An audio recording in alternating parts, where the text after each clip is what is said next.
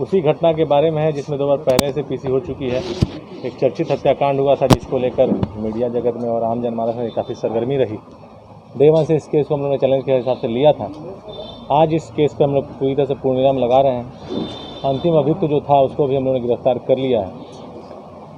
चारों लोग जो उस हत्या को अंजाम दिए थे, जिसमें कि इंडिगो मैनेजर रुपेश की हत्या हुई थी, तो चारों लोग अब सलाखों के पीछे हैं। हम लोगों ने 3 लोगों के ऊपर पहले चार्जशीट कर दिया है और एफएसएल से वेपन का मिलान भी हो गया है। ये आप लोगों को हम लोगों ने पिछली पीसी में बताया था। जो अंतिम अभियुक्त था आर्यन उर्फ अभ्यानंद, उसकी कुर्की भी हम लोगों ने पिछले दिनों कर दी थी, पिछले महीने 13 जून को, और ये फिर भी फरार चल रहा था। अब ये जेल जाएगा और इस केस को हम लोग चार्जशीट कर देंगे और स्पीड ट्रायल में ये केस जाएगा। इसमें बहुत क्वालिटी एविडेंसेस हम लोगों ने डायरी में लाए हैं।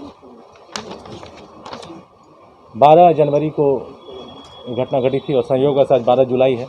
7 महीनों का वक्त लगा, लेकिन इस अनुसंधान से मैं पूरी तरह से संतुष्ट हूँ और अपनी टीम को मैं आप लोगों के माध्यम से बहुत बहुत बधाई देता हूँ। तो इसमें बहुत मशक्क़त लगी, बहुत कठिन परिश्रम लगा।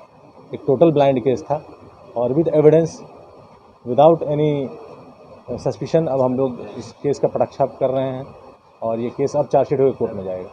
कहाँ से पकड़ा गया? ये बाईपास से पकड़ा गया, बाईपास रोड से पकड़ा गया है। सूचना मिली थी, अपने घर तो नहीं, अपनी बहन से मिलने आ रहा था, तो हम लोगों ने कल शाम में इसको उठाया।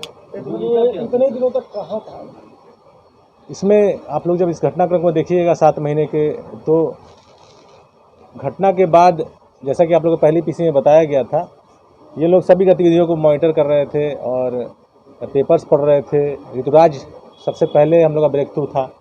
उसके पकड़ाने के बाद, क्योंकि सब लोग एक ही ग्रुप के लड़के हैं और कंकड़बाग का 2 लड़के थे और ये लड़का सालिमपुर का है, सब लोग फिर अंडरग्राउंड हुए।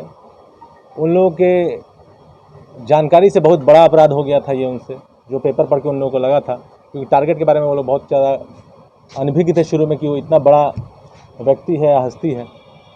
तो ये जब दूसरी गिरफ्तारी में भी आप लोगों ने देखा 70 दिन का समय हम लोगों को लगा था, क्योंकि वो भी भिन्न भिन्न जगहों पर घर बार छोड़कर भाग रहा था। हम लोगों ने पूरे घर को सर्विलांस पर रखा था। कई लोगों के नंबर्स हम लोग लगाए हुए थे। इस जो व्यक्ति, अंतिम व्यक्ति जो आर्यन है, इसके साथ भी ऐसा ही कुछ था।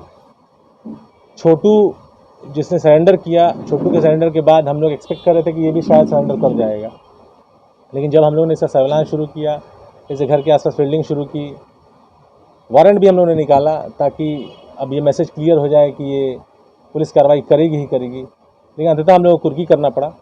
बेसिकली ये लड़का कभी छत्तीसगढ़, कभी बंगाल, कभी हरिद्वार, लेटेस्ट ये हरिद्वार से लौटा है, उत्तराखंड से, और कुर्की करने के बाद इसमें थोड़ी सी इसको आस लगी कि अब पुलिस शायद इस केस को जब परस्यू नहीं करेगी, अब कुर्की करने के बाद केस को चार्जशीट कर दिया जाएगा। लेकिन हम लोग निरंतर लगे रहे, समय इसीलिए लगा, लेकिन हम लोग का ध्येय था कि गिरफ्तार ही करना है। गिरफ्तार कर लेने के बाद से हम लोग को पुष्टि करने में और आसानी हो जाती है और सफलतापूर्वक हम लोग इसको गिरफ्तार किए और अब चारों लोग सलाखों के पीछे हैं। पूछताछ में बताया कि आखिर कहाँ ये छिप रहा था, होटल में ठहर रहा था या फैमिली मेंबर के यहाँ ठहरता था? ये प्रोफेशनल चोर है। ये मोटरसाइकिल चोरी का इसके ऊपर पहले से 2 केस है और एक गाँव में ही मार झगड़ा का केस है और एक तो मर्डर वाला केस है। ये बहुत चोरी करता है। अब जैसे आपको मैंने पहले ही बताया था, ऋतुराज का ये साथी है। ऋतुराज का जो चमनचक में जो डेरा था वहाँ इसके साथ ही रहता था। तो ये बेसिकली लॉजेस में, धर्मशाला में ऐसे ही रह रहा था। इसका कोई ऐसा कोई ठिकाना नहीं था, किसी के साथ नहीं था।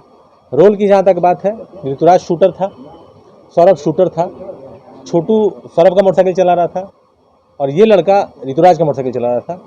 अपाची मोटरसाइकिल जो चलाने वाला व्यक्ति है वो आर्यन है। पल्सर मोटरसाइकिल छोटू द्वारा चलाया जा रहा है। तो ओवरऑल अगर आप देखिएगा तो दोनों मोटरसाइकिल बरामद है, उसके नंबर प्लेट्स बरामद है, उपयुक्त हथियार बरामद है जिसका एफएसएल से मिलान हो चुका है। चारों शूटर्स गिरफ्तार हो चुके हैं। डायरी हम लोगों ने तैयार कर दी है। सीसीटीवी फुटेजेस को हम लोगों ने एविडेंस में लाया है। अब केस चार्जशीट हो जाएगा। 3 लोगों में पहले से चार्जशीट हुआ था और हम इसको ट्रायल में अब हम लोग ले जाएंगे। कन्फेशनल जो आप पूछ रहे हैं, कन्फेशनल उसी समरूप है। मोटिव वही है, मोटिव में कोई संशय नहीं है, लेकिन इस केस ने इतना एयर लिया था, इतना चैलेंज था इस केस में, बहुत तरह के उतार चढ़ाव इस केस में हम लोगों को देखने के लिए मिले। अब हम लोग इस केस का पटाक्षेप कर रहे हैं पूरी तरह से। ऑफकोर्स स्पीड ट्रायल में जाएगा। के साथ इसकी दोस्ती कितनी पुरानी है? इसकी दोस्ती 6-7 महीने पुरानी मानी जाएगी, जैसा ये बताया। नहीं, घटना से नहीं, हाँ घटना से ही, हाँ पिछले अगस्त सितंबर से ये साथ हैं ये लोग। इसको इस तरह से हम लोग मान रहे हैं, जो डेरा था चमनचक वाला, वो डेरा संभवतः अक्टूबर में लिया गया डेरा है, जो मुझे धुंधला याद आ रहा है, और ये उस डेरा में शुरू से रह रहा है। जिस प्रकार से बता रहे हैं सर कि ये चोरी करता था, ये पहले अकेले ही चोरी करता था, किसी और गिरोह से मोटरसाइकिल ताल्लुक चोर अकेले ही चोरी करता है जनरली, एक चेन है, हर क्राइम एक्टिविटी एक चेन होता है कि चोरी करके फिर बेगूसराय, नालंदा, जहानाबाद हत्या करने जा रहे हैं, ये प्लानिंग में नहीं, अगेन वही मैं बता रहा हूँ, जो चीज़ बाकी सौरभ ने बताई थी, इन लोगों को ये सारी चीज़ें